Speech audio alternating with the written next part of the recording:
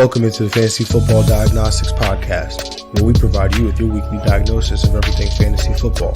Whether it's season-long leagues, dynasty, DFS, or sometimes even IDP, we got you covered all year long.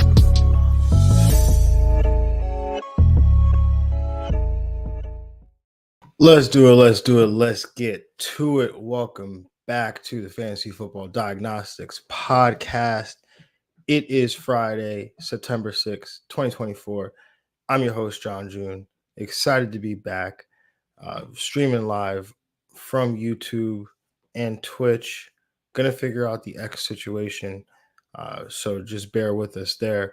But obviously, you could also listen to this on podcast platforms wherever you listen to your podcast.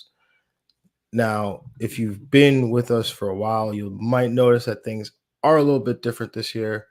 I am doing the solo shows from here on out. Maybe potentially we'll have some guests on here, but we'll play that as we go through and progress through the season. But the biggest thing you'll notice is instead of 3 shows a week, what we're doing is we're going to be doing 2 shows a week, a waiver wire show and a matchup show. So the waiver wire show will be on Tuesday. Matchup show will be on Friday. And in terms of the matchup show, we're switching up the format a little bit. No longer going to talk through each matchup in depth. Instead, what I'm going to aim to do in this show is talk about guys that are outside certain thresholds at their positions. That looks like top 10 quarterbacks, top 10 tight ends, as well as top 20 wide receivers and running backs, according to Fantasy Pros expert consensus rankings, or commonly known as ECR. So I'll pick typically 1 to potentially even 3 guys from each game that fall outside of those ranges that I previously mentioned, and I think that are worthy plays for your fantasy team each week. Now, week 1, typically the hardest week to do this for, because in some cases we're taking leaps of faith or we're looking at data from the previous season to make a determination. But as the weeks go by and we have more data to work with, my goal is that my takes here become a little bit more accurate. Also, as we get deeper into the season, this show will evolve a little bit and we'll start to look at guys on the other side of the spectrum as well, meaning guys who are ranked inside those top 10 at quarterback and tight end, or inside the top 20 at wide receiver and running backs, according to the Fantasy Pros expert consensus rankings, that I think, or that I might be a little bit weary on. So, going to have a lot of fun this year. Looking forward to doing it, weekly. So, without further ado, let's just jump right into it. And the first game that I'm going to talk about is this Green Bay Philly game. And the player that I'm going to talk about is Jayden Reed here. He's wide receiver 37, according to Fantasy Pros expert consensus rankings. And obviously the Packers have a crowded wide receiver room with Christian Watson, Romeo Doubs, and Dontavian Wicks. But Jayden Reed was consistently the go-to guy in this offense last year. And he gets the ball in a variety of ways. That's either, the short to intermediate game, is the screen game, as well as he gets some of those rushing opportunities out of the backfield as well. So in a game with a high total and a close spread, I think Jayden Reed is involved early and often, can finish as a wide receiver 2 with some wide receiver 1 upside here. Moving on to this next matchup, you got the Tennessee Titans and the Chicago Bears. I'm going after Tony Pollard in this one. He's currently the running back 30, according to expert consensus rankings on Fantasy Pros. Now, obviously, there's the discussion between him and Tyjae Spears, but he'll be the bell cow. There's no guarantee he'll be the bell cow here, but I do think he'll get the bulk of the touches in this backfield. Chicago was a team to target last year with opposing running backs, so Pollard's in a good spot to bring us some RB2 type day, and hopefully after this game we get some clarity on what this running back situation and what the split of touches is going to look like. So moving on to the next matchup here, we've got the Pittsburgh Steelers against the Atlanta Falcons, and I'm going to give you 2 guys from this game. The first one, wide receiver George Pickens. He's probably the most rostered player for me this year between him, Brees Hall, and Rashee Rice. The matchup doesn't look too great on paper, as Atlanta was pretty good as a pass defense last year. AJ Terrell is one of the ones at the cornerback position as well. So George Pickens ranked at the wide receiver 30, but he is the best option for the Steelers in the passing game. Being underdogs on the road should lead to some high volume for Pickens, who I think could push the 30% target share rate that we often see for those big time number one wide receivers. Now there was some news that Russell Wilson, he's questionable to play. His week one status, according to Ian Rappaport, is in doubt. So there is a concern there that the passing game takes a little bit of a dip here with the potential absence of Russell Wilson.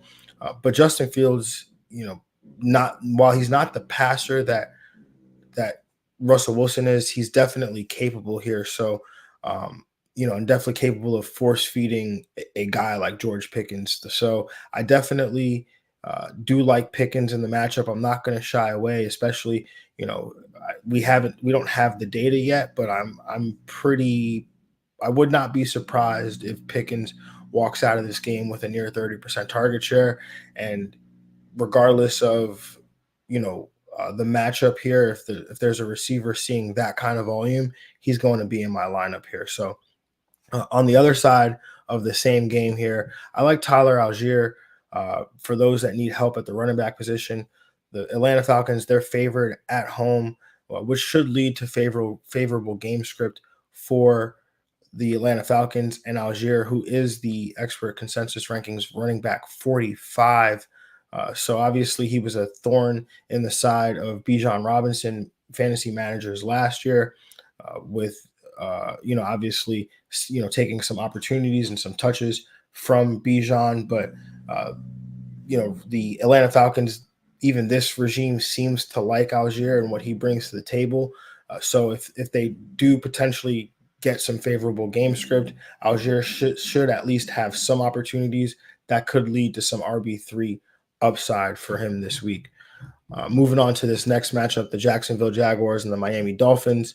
I've got one guy in this game, and that is rookie Brian Thomas, currently the wide receiver 43, according to the expert consensus rankings. But if you're looking for some upside, I think it makes sense to attack the game with the second highest total on the week.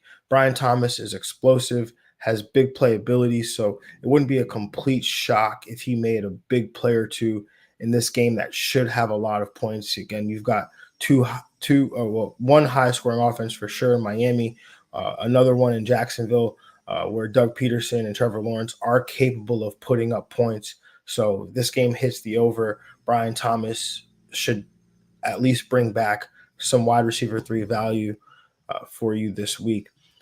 Moving on to the next matchup, the New England Patriots and the Cincinnati Bengals. I got three guys in this game, actually. The first one, sticking with a rookie wide receiver here in Jalen Polk. If you listen to some of the dynasty breakdowns that I had done, Jalen Polk is a player that I like a lot. He's not exciting, not overly big, not overly fast, but he's very solid as a wide receiver. He reminds me of Robert Woods when he was coming out of USC all that while ago. So I think if given the opportunity to be out there, as the Patriots have been favoring some of their veteran wide receivers a little bit, but I think Jalen Polk, if given that opportunity, should get open enough consistently in a game where the Patriots are expected to trail as 8.5 to 9.5 point dogs, depending on where you get the line. So I think wide receiver 3 or wide receiver 4 finish is definitely in the range of outcomes, considering he is, according to ECR, wide receiver 65. On the other side of this game, I like both running backs for Cincinnati, Zach Moss, who's the ECR running back 32, and Chase Brown, who's the ECR running back 34. They both of these guys are expected to see the field in a game where they are favored. I'd imagine that both of them should see their fair share of opportunities here. for those that need running back help at the position, or help at the running back position this week, I definitely would look to either one of these guys. If you roster both of them, I can't see a world where you play both. I probably would lean Moss in that case, as being such large favorites. He's probably the favorite to lead the team in opportunities, or rushing attempts rather, and probably will be favored around the goal line as well. So I definitely would lean Moss, but I'm definitely not afraid to play Chase Brown either. Moving on to the next matchup, Houston versus Indianapolis. This one kind of feels like cheating here, but hey, the ECR is the ECR. Stephon Diggs is wide receiver 25, just outside the wide receiver 2 range, but I expect him to finish in the wide receiver 2 range, or maybe even closer to a wide receiver 1, and a matchup against an Indianapolis defense that was middle of the pack against the position down the stretch last year. Obviously, there's the uncertainty of him switching teams, going from Buffalo to Houston, but this is a wide open offense, and he is running alongside Nico Collins, in two wide receiver sets. Obviously, Tank Dell is going to be in there as well and will be involved. But Stephon Diggs, veteran wide receiver, should present a lot of opportunities to CJ Stroud for some easy targets here. So, moving on to the next matchup, Minnesota Vikings against the New York Giants in MetLife Stadium. Daniel Jones, this one feels gross, but hey, sometimes you got to get a little dirty. He has not had a great summer. He's coming off the ACL injury, but he's at home in a game with a 1.5 point spread. He is the ECR quarterback 24. We know he's capable of using his legs, so I think if you're in a super flex matchup, or super flex league, or you're in a super deep league, Daniel Jones does bring some upsides, a steady floor with his legs. Um, you know, so again, feels kind of gross, but just trying to think logically about a guy that could potentially bring back some value for us this week. Now, again, if you're in a one quarterback league, we're not even talking about this. We're not even thinking about it. Again, this is only for super deep leagues, or super flex leagues, or if you're in a dynasty league and you're banking on playing Russell Wilson, and maybe you don't have Justin Fields, but maybe you have Daniel Jones. That he could potentially be a guy that you plug and play there, in the event that Russell Wilson does not play. Moving on to the next matchup here, Carolina against New Orleans. Chuba Hubbard is the guy for me in this one. ECR running back 29. No Jonathan Brooks, as he's on the pup. Miles Sanders also banged up. So Chuba Hubbard could have this backfield entirely to himself. David Canales, who's the head coach for the Carolina Panthers, comes over from Tampa Bay, where we saw Rachaad White be a workhorse back for the Tampa Bay Buccaneers. And David Canales had recently talked about he sees benefits to both ways, right? To having a guy be the workhorse, or if you have two guys that can play together and complement one another, and one guy rips off a long run, then the other guy can come in and spell him. So I would not be surprised if it gets to that in this offense for the Carolina Panthers. But in week one, Chuba Hubbard should see a lot of volume having this backfield to himself. Again, RB29, but off volume alone, I think he could finish in RB2 territory. Moving on to the Arizona Cardinals and the Buffalo Bills. Khalil Shakir has been one of my favorite late round targets in drafts this year, and we could get a chance to see that come to fruition this weekend. He's the wide receiver 49 according to Fantasy Pros expert consensus rankings, and in a situation where he could be a top 2 target for Josh Allen alongside Dalton Kincaid, I like him as a low end flex play this week, especially in PPR leagues. Moving on to the next matchup, Vegas against the LA Chargers. I feel like I like Zamir White more than most people do. He was awesome down the stretch last year, taking over for Josh Jacobs.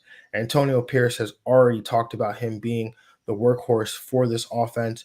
He's currently the running back 28 according to ECR, and I think as he should see a ton of volume, and again based off that volume, can finish as an RB2 with the with obviously more potential for more in the range of outcomes. So definitely like him in this game. I like him a lot season long as well. I know the Raiders aren't expected to be very good, but Antonio Pierce, since he took over for the Raiders at the end of last year, has been committed to the run game. And so definitely think that they're going to feed Zamir White, who he's been, basically talking about in high regard since the end of last year. So, moving on to the next matchup, Denver against Seattle, and a guy that I talked about in the dynasty realm last, in April. Um, Comes in, wins the starting job, and I'm talking about quarterback Bo Nix. And again, I like him a lot, probably more than I'm willing to admit at this point in time. But he's the quarterback 30 this week against the Seattle defense that, while playing a different scheme, was not particularly a strong defense last year. I know Mike McDonald came over from Baltimore to be the head coach for the Seattle Seahawks, so he's going to install his defense from Baltimore that was really good. But sometimes those things take a little while to catch up. And so Nick's looked good in the preseason. He even used his legs enough to show that it might be part of his game come the regular season. I like Knicks to finish as a higher end QB2 this week. Again, this is deeper leagues, super flex leagues. I drafted him in Scott Fishbowl. Probably not going to play him this week because I have Geno Smith on the other side and Aaron Rodgers playing against San Fran. So, little more trust in those guys. But in a league where Russell Wilson and Will Levis are my two quarterbacks, Russell Wilson might not play. Bo Nix probably is going to get a starting nod for me this weekend if Russell Wilson does not play. And again, definitely not afraid to do that here, given, again, the matchup here and the fact that I think he will use his legs, and he's playing for a Sean Payton offense, which, definitely I feel like plays to his strengths in terms of his ability to get the ball out quick and utilize the short to intermediate passing game. So, yeah, Bo Nix, baby, let's go. Moving on to the next matchup here, Dallas against Cleveland. Uh, Jerome Ford filled in admirably last year for Nick Chubb. Gets to do it again for at least the first 6 weeks of the season. Now, Dallas had a strong defense last year, but down the stretch, they started to get beat up by opposing running backs. Cleveland is a well-coached team, and their run scheme is better than most. They often find success even against the best run defenses. So Jerome Ford, who's ranked as the RB25, I think is a high-end RB2 with some RB1 upside for me this week, given the potential volume that he'll see, as well as the opportunities that he'll get around the goal line as well. So I actually kind of like the Cleveland offense in this game, surprisingly. There's a couple of guys that I probably could have put on this list here, but Jerome Ford is the one that I have the most confidence in. And so definitely feel like he should be in starting lineups this week. Moving on to the next game here, Washington against Tampa Bay. Really like Baker Mayfield this week, ranked as the quarterback 17 according to expert consensus rankings. Wouldn't be surprised if he finished as a high-end QB2 or even a QB1. Washington's defense was not very good last year, and Baker's favored at home. And if this Washington offense, led by Jaden Daniels on the other side, can keep up, which I think that they can in this one, that gives Baker more opportunities to throw the ball and throw the ball down the field to guys like Mike Evans. So, like Baker Mayfield a lot this week, think he can definitely finish as a high-end QB2 with some QB1 upside in this game if it shoots out. Going on to the next game, Sunday Night Football. LA Rams against the Detroit Lions. Uh, Many people may not know the name, but Kobe Parkinson, he was signed by the Rams in the offseason, coming over from the division rival Seattle Seahawks. He's currently obviously stepping in for Tyler Higbee, who suffered a knee injury towards the end of last year.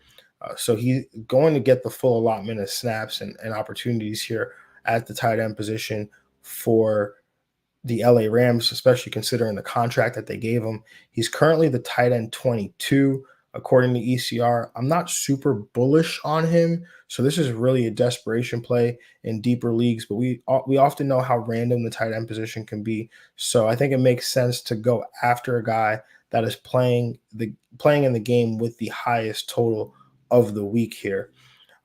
Moving on to the next matchup, we've got the New York Jets against the San Francisco 49ers. And I'm going back to the tight end position here. Uh, Obviously, I'm not going to tell you guys to play your Christian McCaffreys or your Brees Halls or your Garrett Wilsons or your Brandon Ayuks or your Debo Samuels or your George Kittles. So this game has a lot of guys who, you're definitely going to play. Might temper some expectation for these guys. You got two strong defenses, but I'm like Tyler Conklin season long, but I definitely think he is usable this week as well. He's a tight end 17. He flies a bit under the radar because he's generally been just okay these last couple of seasons, but gets a significant quarterback upgrade with Aaron Rodgers here. So keeping an eye on him, again, season long, but definitely starting him in some deeper leagues this week. So definitely going to keep an eye on Tyler Conklin. So that is all I have for week one. Again, different format, hoping to fly through these shows um, a little bit more quickly, trying to take it down from the hour long shows that we used to have to more of these 20, 30-minute spots. Try to give you guys as much actionable information in a short amount of time as we possibly can. So again, that's all I have for today. I'll be back here on Tuesday discussing some waiver wire pickups. But make sure you are subscribe to the show. Make sure you are, subscribe to the YouTube channel. If you're, make sure you're also following me on Instagram and X at the real Jon J _FF for more fantasy football content. Also, make sure you're following the show at FF Diagnostics for the latest updates. Good luck this weekend, y'all. Have a good one. And we are out of here. Peace.